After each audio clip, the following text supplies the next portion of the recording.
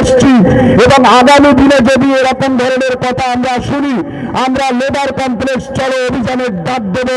এটা আপনাদের সবার মাথায় রাখতে হবে। আমরা দীর্ঘায়িত করব না মিটিং। আমাদের প্রিয় নেতা বসে আছেন, তিনি বলবেন দীর্ঘক্ষণ। আমি শুধু আপনাদের কাছে অনুরোধ রাখবো, আইএসএফ একটা শৃঙ্খলা পরায়ণ দল। ছোট ভাইজানের নেতৃত্বে, বড় ভাইজানের নেতৃত্বের প্রতি আস্থা রেখে এই আইএসএফ এর কর্মীরা, হাজার হাজার আইএসএফ এর কর্মীরা তারা জীবন দেওয়ার জন্য রাস্তায় দাঁড়িয়ে থাকে।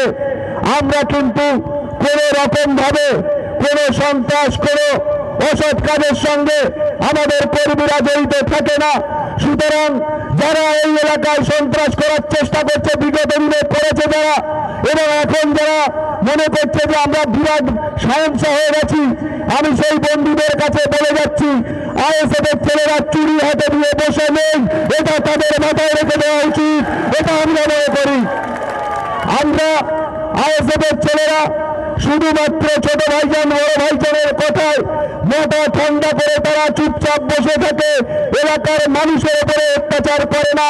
তারা এলাকার মানুষের শান্তি বজায় রাখার জন্য, এলাকার মানুষের সাথে উন্নয়নের সাথে থাকার জন্য এই আমাদের আইএসএফ এর ছেলেরা সব সময় মুখ উঁচিয়ে বসে থাকে। তাই বলে এটা না যে কোনো জায়গায় কেউ সন্ত্রাস করবে আর আমাদের ছেলেরা চুপচাপ বসে থাকবে। কি থাকবে নাকি আমাদের ছেলেরা? আমাদের ছেলেরা কোনোদিন অন্যায়ের সঙ্গে মাথা নত করিনি, অন্যায়ের সাথে আপোষ করিনি এবং আগামী দিনেও করবে না। তাই এই পরিস্থিতির মধ্যে আপনারা দীর্ঘক্ষণ অপেক্ষা করছেন।